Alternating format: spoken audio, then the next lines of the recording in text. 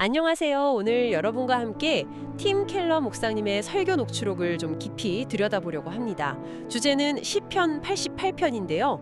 어두운 시기를 어떻게 헤쳐나가야 하는가입니다. 네, 이번 시간에는 길어지는 고통이나 의심 속에서요. 특히 믿는 사람들이 어떻게 이걸 대처해야 하는지 그 핵심 통찰을 좀 뽑아내보려고 해요. 근데 시작부터 이게 참 흥미로운 게 시편 88편이 성경에 있는 많은 기도들 중에서 거의 유일하게 희망이 아니라 어두움으로 그냥 끝나버린다는 거거든요. 왜 이런 어떻게 보면 되게 절망적인 기도가 성경에 포함됐을까? 이게 궁금해지죠. 자, 한번 파고 들어볼까요? 자, 첫 번째 핵심부터 보죠. 설교에서도 나왔듯이 믿는 사람도 아주 오랫동안 깊은 어둠 속에 있을 수 있다는 현실이에요. 친구를 잊는다거나 하는 그런 외부적인 상황뿐만 아니라 내면적으로도 하나님께 완전히 버려진 것 같은 그런 느낌을 받을 수 있다는 거죠. 기도하고 하나님을 신뢰하는 중에도 말이에요. 네, 맞아요.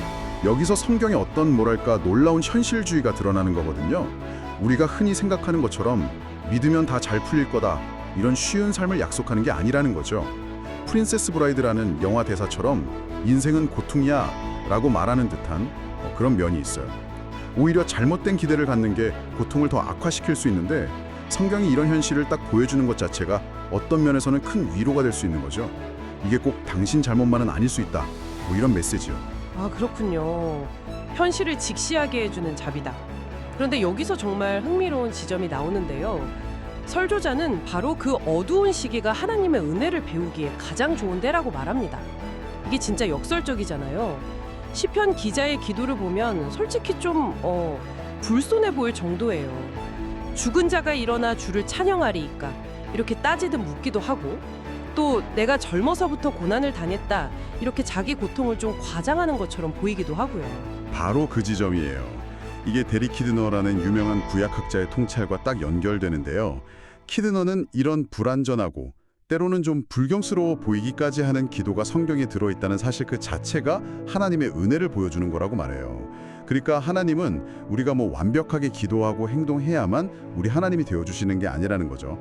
우리가 절망하고 막 불평하고 따지는 그 순간에도 여전히 우리 하나님이시라는 거예요. 우리의 어떤 상태나 행위가 아니라 그냥 하나님의 은혜, 그 조건 없는 호의에 기반한 관계라는 거죠. 이게 우리한테 얼마나 큰 해방감을 주는지 모릅니다. 와, 그렇군요. 완벽하게 기도해야 한다는 그 부담감을 확 내려놓게 하네요. 그럼 세 번째 요점으로 넘어가 볼까요? 이 어두운 시기가 오히려 위대한 인격으로 성장하는 최적의 장소다라는 건데요. 네, 욥기를 예로 들 수 있죠. 욥기 초반에 사탄이 하나님께 던지는 질문이 본질적으로 이거잖아요. 욥이 그리고 우리 모두가 하나님을 혹시 거래적으로 섬기는 거 아니냐? 그러니까 하나님한테 뭔가 받으니까, 어떤 이득이 있으니까 믿는 거냐? 아니면 그냥 하나님 자체가 좋아서 믿는 거냐? 아, 그 질문이군요. 이게 거래 관계인지 아닌지. 맞습니다. 고난은 바로 그 질문을 우리 삶에 던지는 시험대 같은 거예요. 하나님에게서 아무것도 없는 게 없는 것처럼 느껴질 때조차 그 신앙을 붙잡는 그 과정 자체가 우리를 성장시킨다는 거죠. 이기심에서 벗어나서 인내와 어떤 강인함, 깊이를 갖춘 사람을 해요. 반지의 제왕에 나오는 샘처럼요. 프로도를 끝까지 돕잖아요. 아무 보상이 없어 보여도. 시편 88편 기자도 보세요. 그렇게 불평하고 따지면서도 끝까지 기도는 하나님께 하고 있거든요. 하나님을 떠나지는 않아요. 바로 여기서 이게 단순한 거래가 아니었다는 게 증명되는 셈이죠. 사탄이 틀렸다는 게 드러나는 지점이고요. 그렇군요. 불평 속에서도 기도를 놓지 않는 것 자체가 중요하다. 그럼 마지막으로 이 모든 어둠이 결국에는 상대화될 수 있다는 점인데요. 시편 기자인 헤만은 아마 자기 고통이 정말 절대적이고 영원할 것처럼 느꼈겠죠. 네, 그랬을 거예요. 하지만 우리가 성경의 다른 부분을 보면 이 헤만이라는 사람이 사실은 고앗 자손 길드, 그러니까 성전 음악가 그룹의 리더였던 아주 위대한 음악가이자 시인이었다는 걸 알 수 있거든요. 그의 고통은 물론 진짜였죠. 하지만 그가 느꼈던 것처럼 그게 그의 삶의 전부거나 영원한 건 아니었어요. 오히려 그 깊은 고통의 경험이 수세기 동안 수많은 사람들에게 깊은 울림을 주는 시편 88편이라는 예술 작품으로 승화된 거예요. 하나님은 헤만이 볼 수 없었던 더 큰 그림 속에서 그와 함께 일하고 계셨던 거죠. 아, 그리고 이 지점이 바로 예수님과 연결되는 거군요. 정확합니다. 헤만이 느꼈던 그 극한의 어둠과 버려짐 있잖아요. 그건 사실 예수님께서 십자가 위에서 실제로 경험하신 바로 그거예요. 나의 하나님, 어찌하여 나를 버리셨나이까. 이 절규가 바로 그걸 보여주죠. 예수님이 우리의 완전한 어둠, 그러니까 하나님과의 진정한 단절을 대신 짊어지신 거예요. 어둠은 아무리 깊다고 느껴져도 결국 상대적이라는 말씀이시네요. 버려진 것처럼 느껴질 수는 있지만 그리스도 안에 있다면 정말로 버려진 건 아니라는. 네, 바로 그거죠. 예수님께서 당신의 가장 어두운 순간에 우리를 포기하지 않으셨잖아요. 그러니까 우리의 어둠 속에서도 우리를 절대 버리지 않으신다는 거예요.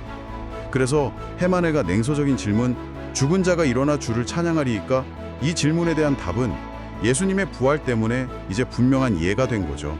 우리의 고통은 물론 현실이지만 그리스도 안에서는 그게 마지막 이야기가 아니라는 궁극적인 희망이 있다는 겁니다. 자, 오늘 팀 켈러 목사님의 설교를 통해서 시편 88편을 한번 깊이 들여다봤습니다. 어두운 시기에 대한 아주 정직한 인정에서부터 시작해서요. 우리의 그런 불안전함 속에서도 발견할 수 있는 하나님의 깊은 은혜, 또 고통이 어떻게 우리 인격을 빚어가는지, 그리고 무엇보다 그리스도의 고난과 부활 안에서 찾을 수 있는 궁극적인 희망까지 짚어봤습니다. 네, 마지막으로 여러분께 이런 질문을 한번 던져보고 싶네요. 여러분이 어려운 시기를 통과하실 때 여러분의 믿음이나 혹은 신념 체계는 어떤 본질을 드러내나요? 혹시 그게 무언가를 얻기 위한 일종의 거래에 가까운가요? 아니면 아무런 유익이 없어 보일 때조차 여러분을 굳건히 지탱해주는 더 깊은 무언가에 뿌리 내리고 있나요? 그 어둠 속에서도 붙들고 있는 그것이 여러분 안에서 진정 무엇을 세워가고 있는지 한번 성찰해 보시는 그런 시간이 되시면 좋겠습니다.